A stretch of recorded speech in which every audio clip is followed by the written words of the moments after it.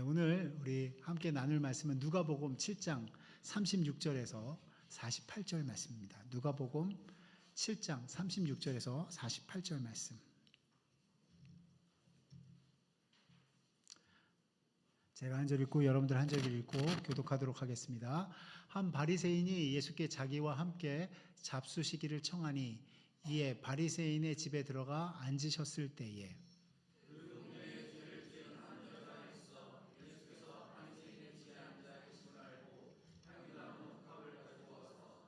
예수의 뒤로 그 발 곁에 서서 울며 눈물로 그 발을 적시고 자기 머리털로 닦고 그 발에 입 맞추고 향유를 부으니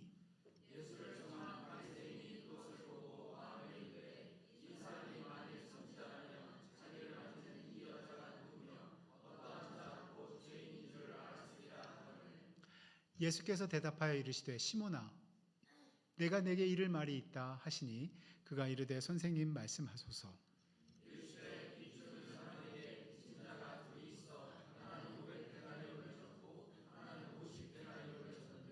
갚을 것이 없으므로 둘 다 탕감하여 주었으니 둘 중에 누가 그를 더 사랑하겠느냐.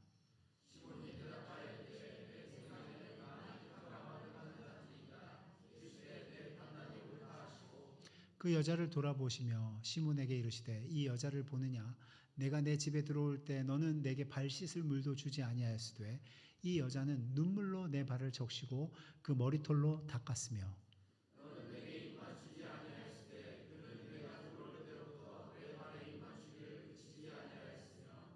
너는 내 머리에 감람유도 붓지 아니하였으되 그는 향유를 내 발에 부었느니라.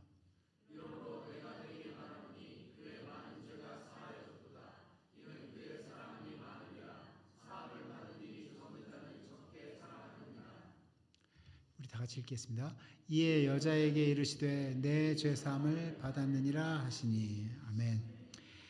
오늘 우리 남진석 지도 목사님께서 우리 누가복음 말씀을 가지고 우리는 왜 끝까지 최선을 다해야 하는가라는 제목으로 말씀을 전하실 때 여러분들에게 큰 은혜가 되는 시간이 되기를 바랍니다. 나오실 때 우리 사랑합니다, 축복합니다, 환영합니다 라는 의미로 박수로 환영해 주시기 바랍니다.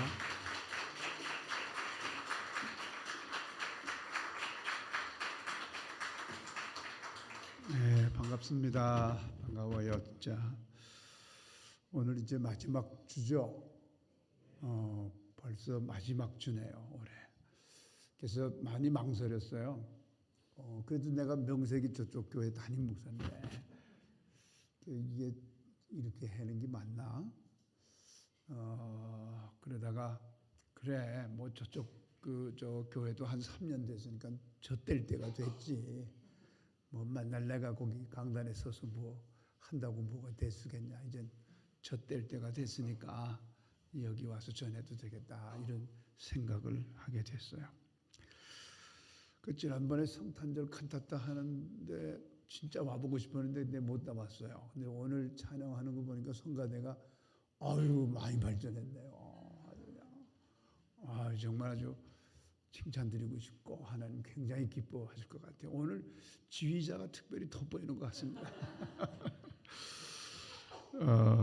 2025년을 보내면서 우리가 이제 지난해 표가 극히 담대하라.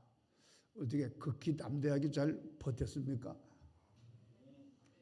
잘 못 버틴 표정에다 진짜 극히 담대하라. 이것만큼 우리에게 힘을 주는 말씀은 없죠. 살다 보면은 진짜 힘 빠지고 그만두고 싶고 그럴 때 많거든요. 그럴 때 뭐 사람들이 와가지고 입 바른 소리 해도 별로 위로가 안 되는데 하나님이 극히 담대하라 이렇게 하실 때 힘이 생기지 않습니까? 좀 뭐 이렇게 호응하고 그래야지 이렇게 해두고 이렇게 설교하지 말고 가라는 소리 같아요. 2026년도도 사실 만만치 않을 거예요. 2025년도도 힘들었는데 2026년도는 뭐 많은 사람들이 또 힘들 거다 그런 얘기 많이 하더라고요. 근데 오히려 더 힘들 것 같으니까 뭔가 도전하고 싶은 마음이 들지 않아요? 아무리 중학생이라도 나이인데 좀 귀를 기울여 줘야지. 니들 중학생이라고 뭐 니들 마음대로 할래? 나 좀 쳐다봐줘. 아니 좀 이게 할아버지가 어떻게 생겼나 좀 봐야지. 사실 2026년도도 만만치 않죠. 뭐 여러 가지 얘기 많은데, 근데 오히려 저는 믿는 사람들은 그럴 때도 의지를 가져야 된다고. 그래? 한번 도전해 보지 하는 이런 마음으로 말이죠. 그래서 2026년에 광야의 길을 내고 사막의 강을 내는 하나님을 경험해 보자 하는 그런 의미에서 새 일을 행하리라 하는 이 이사야 43장 19절 말씀이 표가 돼요. 그래서 사람들은, 세상 사람들은 뭐 2026년이 더 어려울 거다 그러지만 우리는 그러기에 더 기대할 만한 2026년이 될 것 같다 하는 확신을 가지고 여러분 나아가시기를 주의 이름으로 축복합니다. 자, 오늘은 우리가 우리에게 주어진 삶의 태도에 대해서 좀 생각해 볼까 해요. 우리에겐 적어도 80 내지 100년의 세월이 주어지는데 이 세월을 어떤 자세와 태도로 대하느냐에 따라서 그 인생의 내용이 완전히 바뀔 수가 있는 거거든요.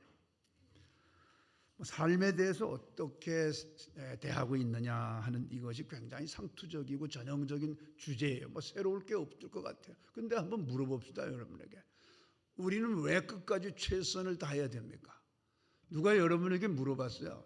왜 인생은 최선을 다해서 살아야 됩니까? 라고 물어봤을 때, 여러분의 자녀가 물어봤던지 아니면 누군가가 여러분에게 그렇게 물어봤을 때 왜 최선을 다해야 되냐면은 이래서 이러하기 때문에 최선을 다해야 된다, 이렇게 답할 수 있는 그 답을 가지고 있냐 묻고 싶은 거예요. 별로 답할 게 없어요. 인생 살아보니까 그까이 뭐 다 그게 그거야. 야, 열심히 할 거 없어. 뭐 이렇게 답하고 싶어요? 그렇게 말할 수는 없잖아요. 상당수의 사람들이 나름대로 일에 열정을 가지고 시작을 합니다. 그런데 끝까지 다 해내지 못하는 사람들이 참 많아요. 어떤 사람들은 중간에 너무 지치니까 이거 끝까지 하기 힘들겠는데 하고 그만 놔버리고, 어떤 사람들은 확신이 갑자기 사라진 거예요. 처음에 시작할 때는 막 확신이 있었는데 해보니까 이거 이런 확신이 사라지는 거예요. 또 어떤 경우에는 열정이 사라져버린 거예요. 더 하고 싶질 않아요. 이런저런 이유로 흐지부지 되는 경우가 얼마나 많은지 모릅니다. 아마 인생을 살면서 뭐 결혼할 때까지만 해도 상당히 의욕적이었는데 살아보니까 뭐 다 왼수 같은 년이고 왼수 같은 놈이고 막 이렇게 하면서 그냥 인생을 놔버리게 되는 경우도 많거든요. 또 어떤 사람들은 또 중간에 자꾸 누가 이렇게 뭐 딴소리 하면은 귀가 얇아가지고 얇은 귀 때문에 그냥 홀라당 넘어가서 그냥 그렇게 열심히 하던 일을 그냥 그만둬버려요. 또 마음도 약해지고. 그래서 무조건 덮어놓고 열심히 한다는 게 꼭 좋은 건 아니지만은, 그렇지만 여러분, 우리 믿는 사람들은 배우고 확신한 것이라는 게 있잖아요. 그렇죠? 여러분, 성경 공부 왜 합니까? 오늘 설교 왜 들어요? 그냥 뭐 예배 형식이니까 듣는 겁니까? 아니에요. 여기서 하나라도 내 마음에 하나님의 뜻, 하나님의 의지, 하나님이 하신 말씀이라는 그 말씀의 확신을 잡고 그걸 잡고 해나가 보겠다 하는 이것 때문에 말씀 대하는 거 아닙니까? 다른 사람들은 뭐 사람들의 꼬임에 넘어가가지고 그거 의지해가지고 막 거기에 뭐 해보겠다 이렇게 하잖아요. 그런데 우리는 그렇지 않아요. 우리 믿는 사람들은 세상이 뭐라고 짓거리든 간에, 세상이 뭐라고 하든 간에 상관없이 하나님의 말씀이 내게 뭔가 확신을 주면은 그것이 말씀이기 때문에, 하나님의 말씀이기 때문에 그래서 끝까지 가는 거예요. 이거 다르지 않습니까? 그런데 꽤 많은 사람들이 인생에 도망을 쳐요. 전형적으로 도망치는 인생의 모습 예를 들어볼게요. 어떤 인생인데, 초등학교를 졸업하고 중학교에 진학하니까 거칠고 이상하고 무서운 애들이 너무 많아요. 그래서 걔네들하고 중학교 같이 다닐 그 자신이 없어졌어요. 그래서 집에 와서 때를 써요. 나 중학교 못 다니겠어. 온통 이상한 애들 뿐이야. 그러니까 이제 결국은 부모님께서 그래 너무 힘들면 그만둬라. 그래서 이제 뭐 검정고시라도 또 해야 될 거 아니에요. 집에서 놀면 뭐해요. 근데 집에서 혼자 공부해보니까 공부가 안 돼. 그러니까 아유 나 그럼 검정고시 학원에 다니겠다고. 검정고시 학원에 가니까 학교에서 만났던 애들보다 10배는 더 이상한 애들이 더 많아. 그래가지고 아유 또 집에다가 아이고 여긴 더 해요. 아유 나 이제 못 다니겠어요. 그래. 그런데 뭐 또 무슨 대안학교가 또 세종에 생겼다네. 그러면 대안학교라도 한번 가봐라. 대안학교에 갔더니 뭐 대안학교가 설렁설렁 다니면 될 줄 알았는데 가보니까 아이고 이게 뭐 일반 학교 뭐 검정고시 그런 것보다 더 바쁘고 더 힘드네 이게. 그래서 또 이게 또 뭐 거기 대안학교 갔더니 이제 이상한 애들만 많고 또 못 다니겠다고 또 그러니까 그래 그러면 너 어디 유학이라도 한번 해봐라. 그래서 또 이제 미국으로 또 유학을 갔네. 유학을 가면 뭐 대단할 줄 알았더니 가보니까 일단 영어가 뭐라고 씨버리는지 잘 모르겠어요. 그냥 뭐라고 씨벌 하는데 뭔 말인지도 모르겠고 뭐 민박집에 가보니까 뭐 이게 또 아이고 집에서는 그래도 내 마음대로 냉장고 열고 마음대로 먹고 뭐 침도 칙칙 뱉어도 아무도 안 하는데 뭐 민박집 아줌마가 막 쫓아다니면서 뭐라고 하냐 알 수 없는 영어로 계속 지적질을 하니까 야 진짜 이것도 못 해먹겠다. 집에다 대고 또 나 이제 못 해먹겠다고 그러고 하니까 또 들어오라고 해요. 와서 보니까 어느덧 중학교 고등학교 시절은 다 지나갔고 졸업장 한 장 없고 영어도 못하고 한국말도 제대로 못하고 뭐 지금도 계속 어떻게 더 쉬운 길이 있을까 더 편한 길이 있을까 하는데 뭐 도망칠 때는 더 이상 없고 근데 이렇게 사는 사람들이 어디 이 사람뿐이겠어요. 도망치고 회피하고 타협하고 무기력하고 무책임한 인생을 사는 사람들이 어디 한두 명이겠어요. 저는 오늘 여러분들에게 우리에게 주어진 이 숨쉬는 이 한순간이 얼마나 소중한 것이고 계속 여러분 도망 다니면 더 이상 도망칠 데가 없어요. 그러니까 주어진 시간에 최선을 다하는 겁니다. 몸이 부서져라고 한번 해보는 겁니다. 한 번도 그렇게 안 해봤으면 지금 이 시간 이후에 여러분 그런 결단을 한번 해보시기 바랍니다. 성공적인 인생을 산 사람들의 위대성은 성공했다는 그 결과만이 위대한 게 아니에요. 이 사람들이 위대한 것은 수많은 실패와 좌절과 낙심과 난관 앞에서 결코 포기하지 않고 끝까지 버티고 그리고 최선을 다하여 도전하였다는 것이 그게 위대한 겁니다. 역사 속에 그런 위인들이 참 많아요. 뭐 수도 없이 많죠. 제가 오늘 몇 사람만 얘기를 들어보겠습니다. 첫째는 영국의 세균학자 알렉산더 플레밍, 보통 플레밍이라고 부르죠. 이 사람 페니실린을 발견한 사람이에요. 1차 세계대전 때 너무 많은 젊은이들이 전쟁은 계속 부상이잖아요. 이런저런 이유로 부상을 입으면은 세균에 감염이 되고 결국은 치료가 안 되니까 폐혈증으로 죽어가는 젊은이들이 완전히 시체더미를 이루는 거예요. 이런 모습에 안타까움을 느낀 나머지 어떻게든지 항균제를 발견해서 저 수많은 저 젊은이들을 회복시켜야 되겠다. 이런 생각을 가지고 도전했는데 이게 잘 됩니까?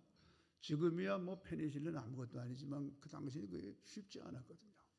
수번 실험을 해도 안 되고. 그런데 어느 날 갑자기 우연하게 책상 위에 놓아둔 배양 접시에 푸른 곰팡이가 꼈어요. 이 푸른 곰팡이를 페닌슬리움이라고 불러요. 곰팡이가 핀 거예요. 그런데 곰팡이 주변을 보니까 세균 증식을 억제하는 특정 물질이 분비가 되는 거예요. 그래서 그걸 기초로 해가지고 세균의 증식을 억제하는 물질을 발견한 게 바로 페니실린 아닙니까? 그래서 엄청난 젊은이들을 살린 거예요. 만약에 이 사람이 중간에 하다가 포기했으면 이런 엄청난 위대한 인류사의 수많은 사람들을 살리는 역할을 하지 못했을 거예요. 또 하나는 최초의 노벨 물리학상을 받은 독일의 빌헬름 렌트겐이라고 알려져 있죠. 엑스선, 엑스레이 선을 처음 발견한 사람이에요. 1895년 렌트겐은 우리가 보통 빨주노초 파남보라고 하는 이 가시광선과 조금 파장이 낮은 어떤 빛은 인체를 촬영할 때 다 투과한다는 사실을 발견한 거예요. 그래서 저렇게 우리가 요즘 뭐 엑스레이 그렇게 대단한 거 아니잖아요. 네. 이거 처음 발견했을 때. 그래서 이것을 발견한 다음부터 속을 다 청진기로밖에 진단을 못했는데 속을 들여다볼 수 있으니까 엄청난 의료의 발전과 산업의 발전에 응용하게 된 거예요. 그런데 이 빌헬름 렌트겐이 이거를 발견하니까 동료 의사들, 학계에 이 권위 있는 자들이 약간은 시기 질투 이런 것 때문에 계속 이걸 인정하지 않으려고 하는 거예요. 오히려 멸시하고 조롱을 합니다. 그때 이 렌트겐은 무려 48편의 학술 논문을 썼어요. 이거를 인정받기 위해서. 그리고 마침내 1901년 세계 최초의 노벨 물리학상을 받게 됩니다. 여기 저 논문 써보는 연구하는 분들 계시지만 48편 논문 쓰는 게 쉽지 않아요. 그것도 이렇게 학계에서 학술적으로 인정받는 논문은요 한두 편 쓰기도 쉽지 않은데, 그러니까 엄청난 그 외면과 시기 질투 앞에서 끝까지 버텨냈다는 뜻이에요. 그 다음에 여러분 잘 아는 조앤 롤링의 해리포터. 이제 좀 눈이 뜨여지는구만. 1965년도 7월 달에 영국에서 태어난 사람이에요. 이 조앤 롤링은. 근데 특별히 그 소설에 대한 재능이 있어가지고 10살 때부터 소설 습작을 했다는 거예요. 그런데 집안 사정으로 글쓰기를 더 이상 하지 못하고 대학 졸업하고 비서 일이나 영어 강사 이런 걸로 이제 이 밥벌이를 했는데, 근데 또 결혼했는데 어떻게 잘못돼가지고 이혼까지 했어요. 완전히 1살짜리 딸애를 데리고 완전히 빈곤층이 돼가지고 정부 보조금으로 이제 연명을 하는 그런 상태였죠. 근데 내가 그래도 글 쓰는 건 포기하지 않으리라. 그렇게 하면서 10년 동안 7편의 해리포터 시리즈를 쓴 거예요. 그런데 이렇게 가난한 이혼녀의 글을 출판해 주겠다는 출판사가 없는 거예요. 가는 데마다 다 거절하는 거예요. 사실 영국이 신사의 나라니 어쩌니 그러지만 여전히 영국은 계급적 측면이 작동하는 사회죠. 그러니까 너 이혼한 여자가 이렇게 하면서 다 거절해요. 그런데 마침 다 거절당했는데 13번째 출판사에서 받아주겠다 한 거예요. 그래서 거기서 이제 출판이 돼서 나오니까 금색이 통틀어서 이렇게 인기 있던 소설은 없어요. 그리고 저에게도 영감을 줘서 요새 제가 장사꾼이 되도록 만들어준 사람이에요. 할랜드 데이빗 샌더스, 커넬 샌더스라고 그러는데, 커넬 하면 이게 군대 계급의 대령이란 뜻이잖아요.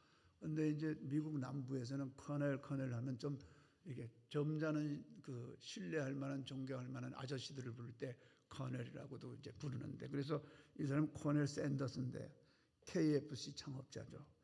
커넬 샌더스는 65세에 창업해서 이제 이 프랜차이징을 하려면 이제 누가 같이 하겠다고 해야 되는데요. 108번 거절을 1008번 거절을 당하고 1009번째 제안한 사람이 그러면 한번 해보겠다 한 거예요. 이야, 10번 찍어서 안 넘어가는 나무가 없다 이런 속담은 있는데 1008번 거절당하고 1009번째 이거는 저에게 굉장한 영감을 줬어요. 그래, 나도 이 머리카락이 다 뿌릴 때까지 한번 해보자. 진짜 굉장한 영감을 줬어요. 아, 그렇구나. 이게 한 100번만 거절당해도 사람이 그냥 정신이 없을 텐데, 자괴감이 들고 자존감이 떨어지고 그럴 텐데 야, 이게 이러니까 이런 역사가 일어나는구나. 그래가지고요, 지금 이 KFC 켄터키 프라이드 치킨은요 150개국에 37,000개의 이 프랜차이징이 있고 한국에도 224개가 있대요. 그러니까 이야, 이거 정말 대단하다. 우리 한번 해볼까요? 아니 뭐 몇 번 해보고 안 됐다고 코 빠져 있는 사람들 오늘 힘을 좀 얻었으면 좋겠어요. 아멘. 예, 아이 뭐 같이 설교하는 건데 이렇게 아멘도 잘 안 해주고 이러니까 이거 사실 이 페니실린의 발견은 그 후에 더 이 페니실린 계통의 약학이 발달하면서 진짜 수십억을 살린 거죠. 그리고 엑스레이의 발견은 더 말할 것도 없어요. 이거는 뭐 단순히 의료뿐만 아니라 전 산업 전반에 걸쳐서 엄청난 혁명적 결과를 가져온 거예요.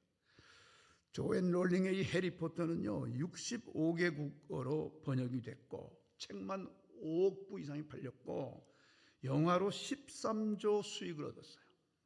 어마어마하죠. 이건 역사에 없는 일이 일어난 거예요. 또 데이빗 샌더스 뭐 켄터키 프라이드 치킨 금방 말씀드렸고, 근데 이 사람들의 공통점이 뭐냐? 끝까지 도전하는 거예요. 끝까지 도전하는 거예요. 뭐 딴 사람이 뭐라고 하든지 말든지 끝까지 해보는 거예요. 자, 우리 옆 사람하고 끝까지 해봅시다. 자, 한번 얘기 좀 해요. 아니 뭐 끝까지 해본다는데 뭐 기분 나빠요 이게? 예? 끝까지 해보는 거예요. 또 이분들은 목표에 집중하는 특성을 갖고 있어요. 왜 어린애들일수록 이제 어린애들 그런 경기가 있더라고요. 저기 어린애들 아장아장 기는 애들을 저기 쫙 세워놓고 엄마가 이쪽에 한 20-30m 앞에 이렇게 엄마들이 서 있어서 이렇게 하면 이제 애들이 막 기어서 빨리 들어오면 1등인데 대체로 아이들이 오다가 딴 데 봐요 이렇게. 그리고 또 옆으로 가고 또 뒤로 가요 또 오히려. 그래서 막 엄마들이 막 이렇게 하고 막 주목시켜서 막 하려고 그러잖아요. 그런데 이렇게 끝까지 하는 사람들의 특징이 뭐냐면 목표에 대한 집념이 대단한 거예요. 목표를 딱 세우면은 그걸 딱 바라보고 좌우로 연연하지 않고 가는 그런 특징이 있는 거예요. 그래서 우리 하나님께서 우리에게 주신 말씀이 뭐예요? 좌로나 우로나 치우치지 말고. 그러니까 그리스도인들이 믿음대로 하면은 최선을 다하면은 반드시 하나님 앞에서 좋은 결과를 가져올 수 있다는 겁니다. 세속적인 일도 이렇게 해내는데 우리는 정말 믿음을 가진 사람들이잖아요. 세속적인 분들도 수십 번, 수백 번, 수천 번 도전하여 마침내 이루어낸다면 우리 믿음을 가진 사람들은 더 힘을 얻을 수 있다는 거죠. 자, 그렇다면 이제 우리가 영적으로 2026년도에 뭔가 이 사막에 막 그 길을 내고 사막에 강을 내는 그런 역사가 있기 위해서는 그러면 뭘 어떻게 끝까지 해야 되겠는가? 첫 번째 히브리서 12장 2절 말씀을 한번 같이 읽겠습니다. 같이 읽습니다. 시작. 믿음의 주여 또 온전하게 하시는 인 예수를 바라보자. 그는 그 앞에 있는 기쁨을 위하여 십자가를 참으사 부끄러움을 개의치 아니하시더니 하나님 보좌 우편에 앉으셨느니라. 믿음의 주여 또 온전케 하시는 이인 예수님을 바라보자. 예수님에 대한 초점이에요. 때로 우리가 고백은 이렇게 하지만 예수님을 온전히 바라보는 이 시선, 예수님께 초점을 맞추는 이 시선을 끝까지 가져가는데 실패하는 경우가 많습니다. 예수님을 놓치지 않고 끝까지 예수님을 붙잡고 바라보는 것. 이거를 여러분 끝까지 하는 거예요. 최선을 다하는 겁니다. 우리가 살아가다 보면 수많은 종류의 영적 방해가 있습니다. 참 방해가 많아요. 신앙생활에 방해가 많거든요. 저도 이제 평생 제가 목사가 된 지가 지금 40년이에요. 내년이면 41년 차인데 뒤돌아보니까 꼭 토요일 날 부부관계가 안 좋을 때가 있어요. 왜 그렇죠? 주일날 설교해야 되잖아요. 처음에는 쏘갔어요. 토요일 날 이상하게 부인하고 자꾸 말다툼이 생겨요. 그래서 그 다음날 설교고 보고 에이 그냥 막 이런 마음이 들어오는 거예요. 이런 마음이. 근데 금방 얼마 안 가서 알아챘죠. 아유, 이게 영적인 방해구나. 이 목사의 집에는 토요일 날 사단이 역사하는구나. 그래서 딱 토요일 되면 사탄 출입 금지 딱 써놓고. 이게요, 영적으로 뭐 좀 해보려고 그러면은 이상하게 교묘하게 이렇게 방해가 있어요. 여러분도 그렇죠? 마음 먹고 좀 신앙생활 제대로 좀 해보려고 그러면은 이게 이상하게 막 들이 꼬여가지고 이게 아주 어려워지거든요. 그럼에도 불구하고 여러분 시편 62편 5절에 보면 나의 영혼아 잠잠히 하나님만 바라봐라. 이 소리 저 소리 하지 말고. 그래서 제가 토요일만 되면 이제 입을 닫아요. 아예 입을 닫으면은 뭐 아무 일도 안 생기잖아요. 잠잠히 누구만 바라봐요? 하나님만 바라보라는 거예요. 이 비결이에요. 힘들수록 떠들지 말고 어디 가서 수다 떨지 말고 어디 가서 뒷담하지 말고 그래봐야 해결되는 거 하나도 없고 관계만 나빠져요. 그거 다 들어가요. 나중에 그 사람 귀에 다 들어간다니까요. 그러니까 힘들고 어려울수록 어떻게 해요? 잠잠히 입 닫고 사단 출입 금지 딱 써붙이고 그리고 하나님만 바라보는 거예요. 예수님만 바라보는 거예요. 너는 하나님께만 소망을 두어야 된다. 시편 42편 5절 같이 한번 또 읽어볼까요? 시편 42편 5절 내 영혼아 내가 어찌하여 낙심하며 어찌하여 내 속에서 불안해하는가. 너는 하나님께 소망을 두라. 그가 나타나 도우심으로 말미암아 내가 여전히 찬송하리로다. 아멘. 그렇습니다.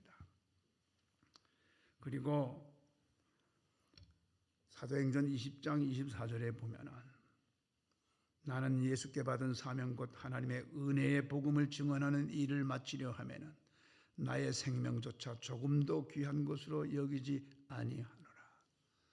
생명을 아끼고 막 조심하고 막 몸살이고 이런 분들이 주로 일찍 가요. 건강 특강하는 분들이 대체로 일찍 가시더라고요. 뭐 우리 텔레비 많이 나오셨던 그분도 뭐 50몇 살에 일찍 가셨잖아요. 뭐 박사님 여러분 다 알 거예요. 뭐 연세대학교 저기에서 이렇게 했던 분 다 기억하시죠? 그러니까 그냥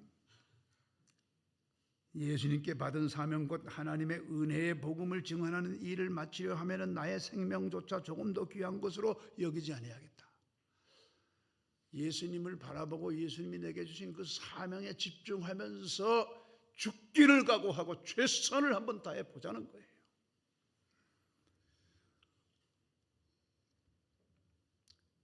그 다음에 조금 더 구체적으로 어떻게 할 건가?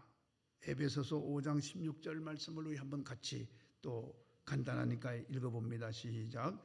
세월을 아끼라 때가 악하다.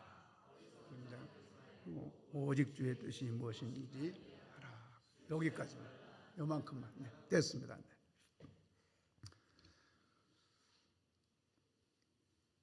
딴짓하고 다니지 말라 그 말이죠. 이 말이 뭔 말이요? 한번 봐요. 딴짓하고 다니지 말고 세월을 아껴라.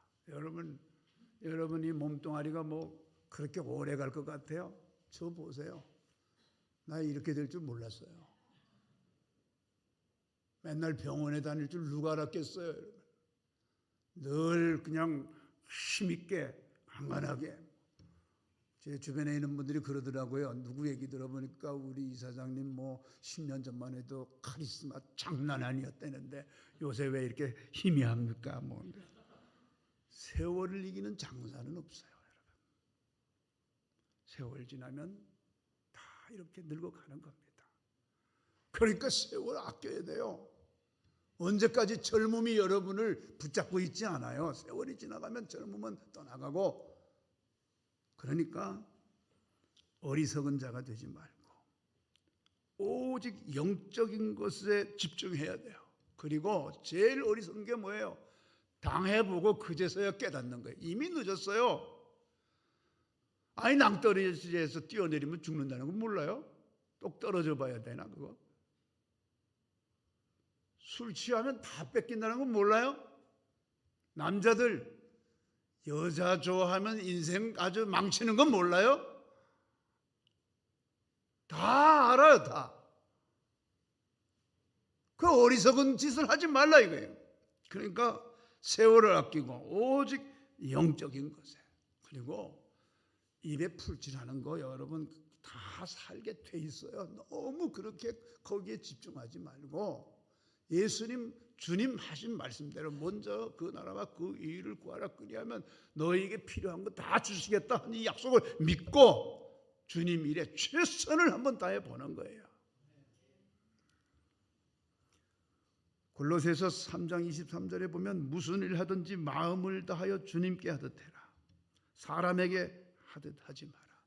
사람에게 하듯 하지 말고 주님께 하듯 하라는 거예요. 제가 인생 성공의 비결은 정말 이거 같습니다. 저도 잘 안 되는 건데 그래도 제가 누구를 만나도 우리 예수님께 하듯이 하려고 정말 나름 노력을 해요. 잘 안 됩니다. 그래도 노력해요. 시건방 떨지 말고 아는 척하지 말고 의시되지 말고 그냥 누구를 만나든지 주님 앞에 선듯 그렇게 해보려고 노력을 하는데 잘 안 돼요. 근데 노력도 안 하면 더 안 되겠죠, 여러분. 옆에 계신 분이 지금 예수님이세요. 옆에 계신 분께 인사드립니다. 예수님 안녕하세요. 오랜만입니다.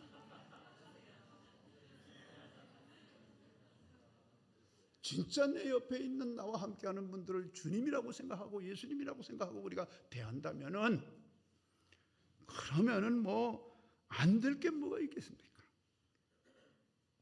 디모데전서 4장 15절 말씀 같이 또 읽습니다. 시작. 이 모든 일에 전심전력하여 너의 성숙함을 모든 사람에게 나타내게 하라. 그러니까 전심전력이라는 건 조금 더 남겨놓지 말라는 거예요. 그거 남겼다가 뭐 쓰게요? 그러니까 뭐 하면 탁 물으면 그냥 끝까지 최선을 다하는 거예요. 제가 오늘 좀 이렇게 시장에서 쓰는 말로 해서 죄송해요. 그래야 뭐 좀 자극이 될까 싶어가지고 이렇게 하는 거예요. 로마서 12장 11절에는 부지런하여 게으르지 말고 열심을 품고 주를 섬기라. 좀 우스운 얘기 같지만 저는요 사는 게 바빠가지고 내가 키가 작은지 모르고 살았어. 난 뭐 그런 것들이 다 볼 틈이 없어가지고 내가 이렇게 생긴 줄 잘 몰랐어요. 그냥 주어진 일에 그냥 막 전력을 다하다 보니까 뭐 그런 거 신경 쓸 시간이 없더라고요. 요새 좀 신경 써요. 요새 좀 아파가지고 누워 있으니까 이렇게 생겼나 내가 이렇게. 그러니까 전심전력을 하고 게으르지 말고 주님을 위하여 최선을 다해보는 거예요. 생명 끊어질 때까지. 오늘 본문 얘기 조금 하고 마칠게요. 벌써 12시가 넘었네. 아이고 이거 어떡하지? 좀 시간 좀 더 하지 뭐 괜찮아요? 아이 끊으라고 그러면 끊을게요. 내가 여기 와서 흥분이 돼가지고 이게 조절을 못해. 예, 조금만 더 할게요. 네. 이게 본문은 그래도 좀 보고 끝내야지. 네. 예루살렘 근처 베다니에서 마리아가 향유옥합을 깨뜨린 사건이 마태복음, 마가복음, 요한복음에 나오는데 누가복음에도 나와요. 근데 오늘 우리는 누가복음에 나오는 걸 봤잖아요. 근데 누가복음에 나온 이 향유옥합을 깬 여인하고 나머지 복음서에 나온 여인하고는 다른 여인이라고 보통 비슷한 얘기인데 다른 얘기다. 제가 하는 얘기가 아니고 신학자들이 이제 그렇게 얘기를 해요.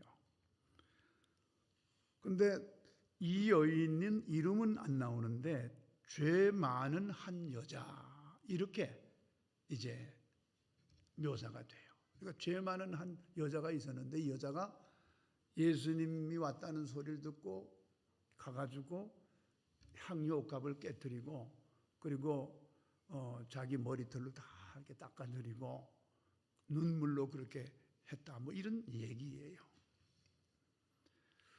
그런데 그거를 이제 쳐다보던 바리새인 그게 어떻게 벌어졌냐면 이제 예수님이 거기 갈릴리 지역에 어떤 바리새인이 사는데 그 바리새인이 이제 초대를 했어요, 예수님을. 그 또 뭐 바리새인이면 그 당시에 상당히 그 지위도 있고 뭐 또 다 이렇게 존경받는 사람 그러니까 안 갈 수가 없잖아요. 예수님이 뭐 안 갈 수가 없죠. 그래서 이제 갔는데 그 집에 예수님이 온다는 소리를 듣고 죄 많은 어떤 여자가 손살같이 쫓아나와 가지고 그런 짓을 한 거예요.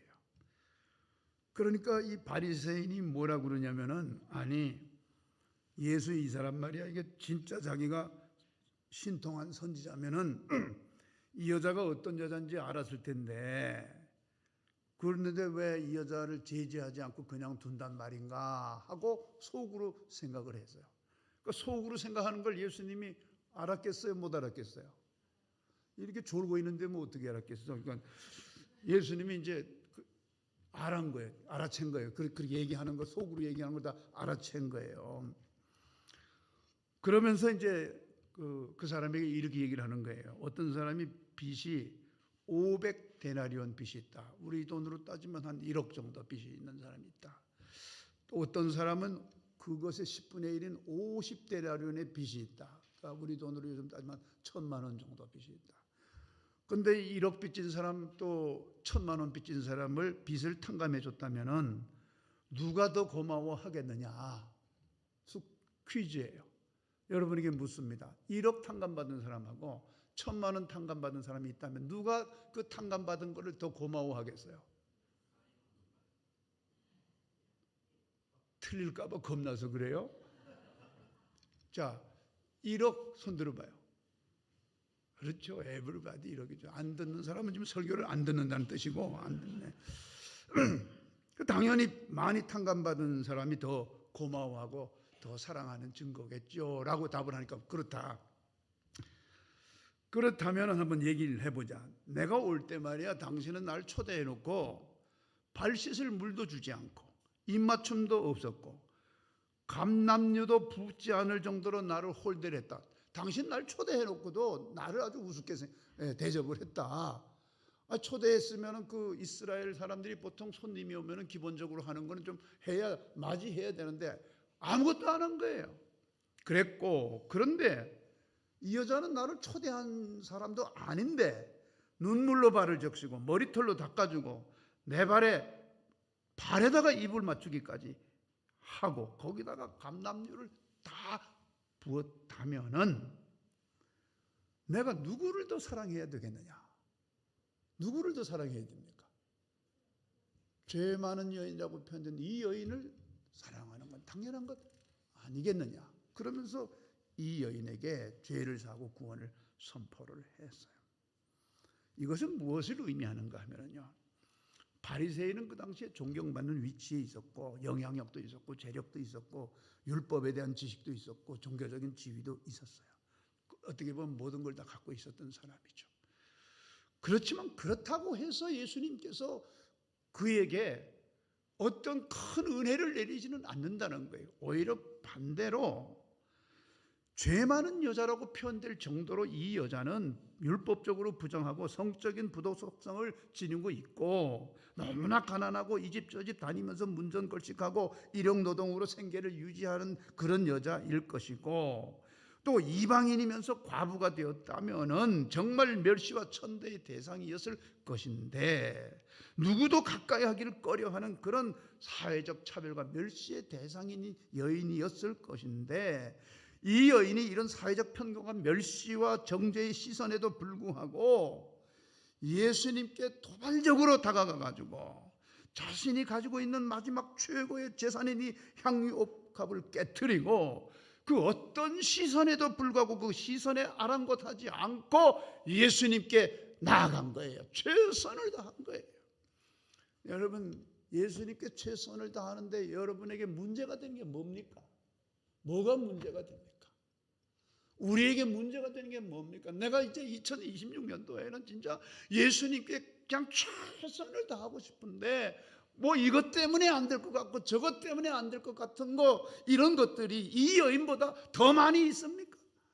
이 여인은요 요새 누가 교회 나온다고 뭐라는 사람 누가 있어요? 근데 이 여인은 예수님께 다가오는 이 자체를 사람들이 그냥 비난했단 말이에요. 너 같은 게 어떻게 예수님께 가까이 오냐? 그런데 그럼에도 불구하고 신경 쓰지 않고 정말 도발적으로 최선을 다한 거예요. 생뚱맞게 한 거예요. 여러분, 이것저것 신경 쓰시지 마시고 정말 도발적으로 나가시길 바랍니다. 최선을 다하시길 바랍니다. 제가 이제 군목이 돼가지고 전당에 갔는데 이 군대 얘기를 안 하려고 그러는데 또 나오네, 또 나와. 이제 그 당시 제가 갔을 때 이제 부대 작전 참모였는데 중령이시더라고요. 근데 이분이 이제 우리 교회를 나오는데 이분은 다른 사람들은 보통 이렇게 의자에 앉아서 기도를 하잖아요. 이분은 중령식이나 돼가지고 꼭 무릎을 꿇고 이렇게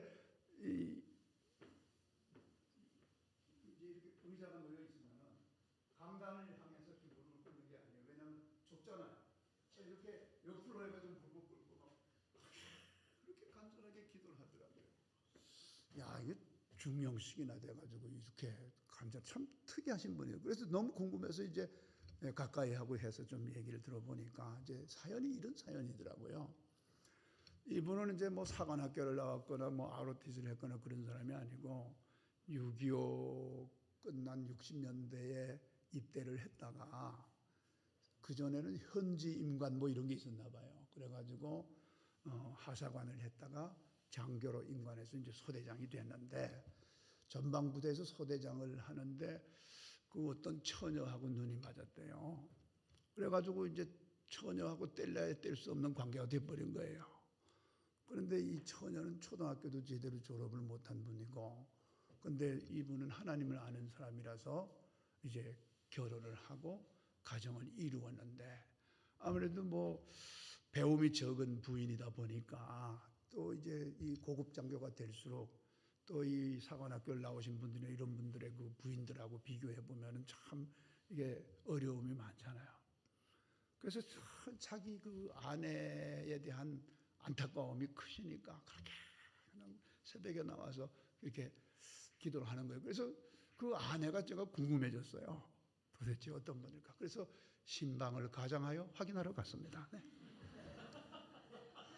그러니까 보니까 이제 그 뭐 군 관사에서 이제 중령이니까 또 관사 이렇게 있고 이제 그런데 보니까 제 눈에 들어가자마자 제일 눈에 딱 뜨는 게 뭐냐면 이 중령 계급장을 딱 이렇게 문 앞에 부적처럼 이렇게 그려놓고 화살표를 딱 해놓고 대령 계급장을 이렇게. 그러니까 빨리 중령에서 대령 진급을 하길 원한다는 그런 뜻이잖아요. 그게 아주 그냥 너무나 노골적인. 근데 이런 모습은 사실 같은 진급 대상자들에게는 대단히 불편한 모습이잖아요. 그러니까 한마디로 말하면 참 개념 없는 그런 모습이죠. 그러니까 이제 이 부인들 사이에서 따가 되는 거예요. 뭐 가방끈도 짧지 하는 행동도 그렇지. 그러니까 따가 되니까 얼마나 외롭겠어요. 그러니까 이 목사님이 가니까 뭐 얼마나 좋아하세요. 좋아하고 마치 어린아이처럼 막 얘기하는 거예요. 난 그때 뭐 저 겨우 29이었는데 군복 막 인간해가지고 그런데도 그냥 그냥 이렇게 하는 거예요. 근데 저는 그분들의 그 얘기를 들으면서 제 마음속에 진심으로 대령되길 바라는 기도가 나오더라고요. 하나님, 저는 이 군대는 잘 모르겠고요. 이렇게 하나님만 붙잡고 있는 이분을 꼭 좀 진급시켜 주십시오. 근데 진급이 됐을까요? 안 됐을까요? 안 됐으면 내가 얘기를 왜 꺼냈겠어요? 진짜 그 기라성 같은 막 사관학교 출신들을 다 제치고 그 해에 이분이 되더라고요. 뭐 꼭 그래서 하나님이 계시다 이거보다는 초등학교도 채 나오지 못한 이 부인, 장교 부인들 사이에서 문제가 늘 트러블 메이커가 되는 사람임에도 불구하고 오직 이분들은 붙잡을 때가 이 하나님밖에 없는 거예요. 그러니까 그냥 뭐 사람들이 또 이렇게 손가락질하죠. 야, 그따위로 행동이나 똑바로 해라. 뭐 그 진급이 뭐 어쩌고 하면서 막 이제 그렇게 해도 뭐 붙잡을 분이 하나님밖에 없기 때문에 오직 예수님만 붙잡고 거기에 그냥 최선을 다하는 거예요. 사랑하는 성도 여러분, 우리가 전심전력을 다하여 최선을 다하여 2026년도에는 예수님을 한번 제대로 붙잡아 봅시다. 그래서 그냥 2026년 연말에 그냥 간증이 막 쏟아져 나오는 그런 역사가 있기를 주님의 이름으로 축복합니다. 예수님만 바라봐요. 또 주님께 받은 사명을 진짜 최선을 다해서 감당해보고, 이제는 여러분 딴짓하지 말고 세월을 아끼고 하나님 기뻐하는 일에 올인하시기 바랍니다. 무슨 일을 하든지 예수님께 하듯이 최선을 다해봅시다. 현실을 두려워하여 도망치는 인생이 더 이상 돼서는 안 됩니다. 여러분 도망쳐서는 안 돼요. 도전해야 됩니다. 최선을 다해서 도전해야 됩니다. 그러면 주님이 우리와 함께 역사하실 것입니다.